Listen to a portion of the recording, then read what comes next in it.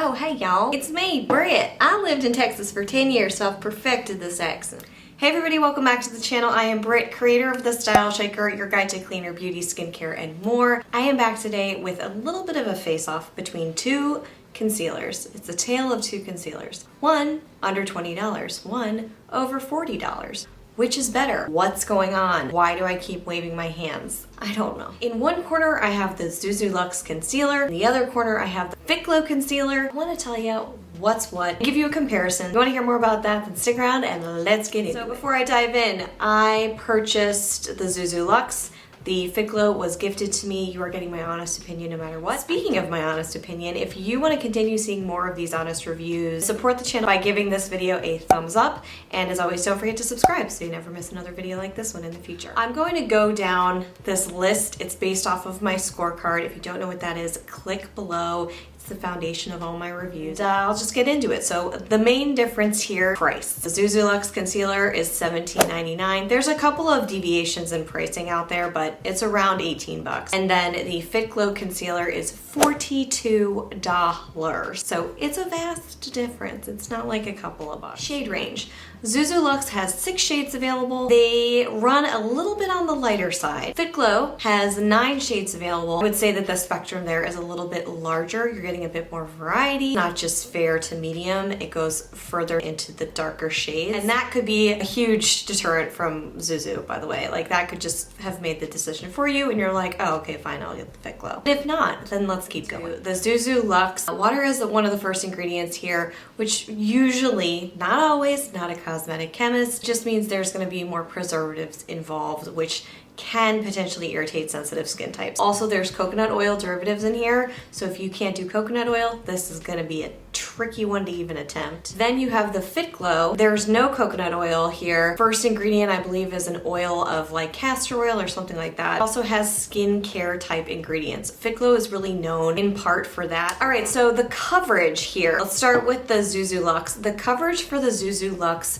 I found to be medium. Not full medium, not like a heavy medium that could potentially be full. Wow, that was really confusing. I found the Zuzu Luxe concealer to have a medium coverage. I feel like you can build this as well. The undertone, if you pick a lighter shade, I think you can get more brightening. I mentioned that because compared to the Fitglow, this is a fuller coverage concealer in my opinion. A lot of people have said that this is a dupe for Shape Tape. I don't know, I've never used Shape Tape. I know gas. It is more brightening. I think shade really matters there. That's something to keep in mind. It does brighten, it's more full coverage. However, I am gonna tell you something about setting it in a second, so stick around. Now it comes down to application. The Zuzu Luxe, I found this formula to be creamy, a little lighter weight, and it applied very well with just using the hand. So just using my fingers, I could pat this along underneath the eye and I didn't have any trouble there. I do think it helps to prep a little bit with light moisture. I have combination skin. It's very hydrated right now thanks to a whole new skincare regimen I've been doing. But if you have drier under eyes, I would always apply a little bit more moisture. It helps this stuff spread out a little bit better. Just do a light layer because with concealer it can be a little tricky. Apply concealer on top, it'll settle into fine lines if you got them. In a nutshell, I didn't have to fuss too much with this. I felt like that consistency really was creamy and it glided. It wasn't that silicone silky gliding. There's a difference. I would be referencing something like an Ilia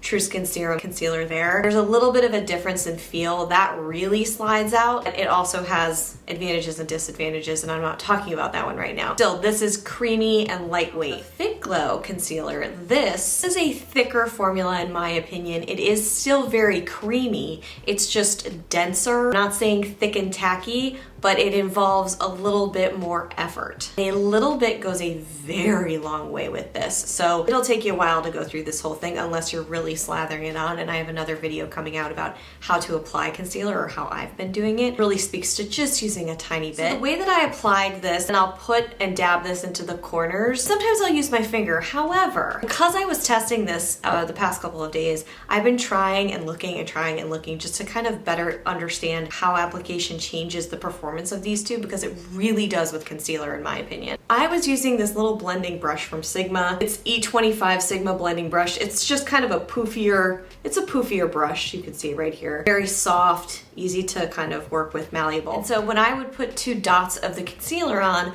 I would blend it in with this brush. It did a really good job. Now, if you have oilier skin, a sponge might work, but I worry that it might lift too much of the product up. The other thing I want to note is that when I used the Fitglow, what worked better for me under eye, and I'll talk about face coverage too in a second, but under eye, instead of just doing just here and just here, wherever there were shadows, I used the doe tip applicator to fill it in. Obviously both doe tip applicators, if you can tell. The Fitglow worked better when it wasn't fully applied under the eye, and I think that will be good for anybody who has aging skin, has fine lines, and is worried about that crepiness. This could potentially be very heavy for that, but if you use a very small amount, instead of applying it all over the underneath of the eye, I would just kind of put it here and blend it out. That is the application that worked better. So it was this with the brush, and as you can tell, there was a lot more fussing going on, but it was really actually kind of fun to play with. Usually I'm very lazy with this stuff and I don't want to deal. Anyway, once I did that, I really liked the overall effect. And on to finish. So what's the difference in finish? Well, the Zuzu Luxe I really liked. I think it gave a natural finish. Went on, like I said, pretty easily.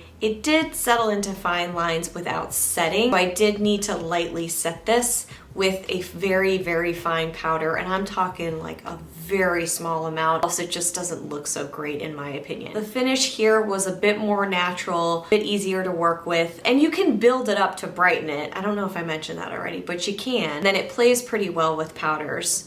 When you want to set it. All right, and then the Fitglow, the finish here, before I set everything, was brightening. It was definitely fuller coverage, like you could see it. You can still sheer it out if you don't want to. I think it's good enough for everyday too. Then I realized, okay, that's right, I do need to set this because it's a little bit heavier. You don't have to set it, but for me it was settling in a little bit more. If you don't have the fine lines underneath, then good for you, that's great. If you don't have oily skin underneath, then this might not be a necessary step for you. That's important to note because as I set it, I dulled the product quite a bit, and I used a couple of different powders that I have, a couple of different lightweight applications. I'm telling you, I used very little powder, but as soon as I set it with powder, it lost all the appeal that it had as a product. So ideally, I wouldn't set this and I'd be like, wow, this is a great full coverage option.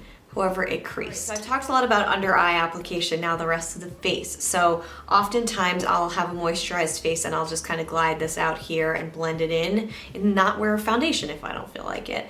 The Zuzu Luxe didn't really do a great job there on my skin. It ended up sitting a little bit on top. At first it felt like it was gonna do a good job. Then I looked closer in the mirror, saw it just sitting slightly on top. Wasn't fantastic. However, on spot treatment, it worked really well. So if I had just a red mark here or something over there, pressed it on, it blended nicely into moisturized skin. In terms of blending it out across the face for a concealer slash foundation, meh. Spot treatment, yes. Fitglow. All right, so after I covered in the shadows, blended it out or brought it out a little bit over here where there's some redness, and it blended really nicely. Very little bit continued to go a long way. I'm telling you, I thought there was nothing left on this brush, and I just started kind of swirling it here, and there was still stuff on the brush. It really is pretty impressive in terms of that. In terms of spot treatment, it's the opposite of Zuzu. For me, you're treating something and maybe there's like dry skin around it, there's been scarring or something. I found this to be really tricky. It would grab onto the drier skin and it would look textured, so it wasn't really disappearing. It was actually drawing attention to whatever you wanted to not draw attention to. There you go. It's the opposite from Zuzu. Across the face, really good job. Spot treatment, not so much. Finally, just a weird note, the scent.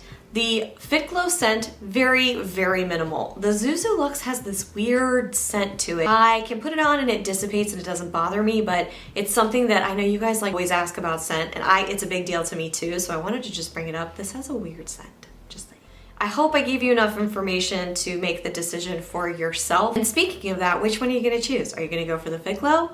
Are you gonna go for the Zuzu? Do you have something else that you love way more? I think these are both pretty viable options for concealer. It just really depends on what you're looking for. But the reason I brought both of these into this, but the reason I'm talking about both of these is because I do think they're both viable options. That's all I have for today. Thank you so much for watching. I hope you enjoyed this video. If you did, make sure you give it a thumbs up and don't forget to subscribe so you never miss another video like this one. If you want to know what my favorite concealers are right now, it's under Britt's Picks Spring 2020. Current favorites are there. I have it all by category. There's 3 to 5 per category because I just wanted to keep it simple for you. I'm gonna go play with some other products and I'll talk to you guys real soon. Until then, bye.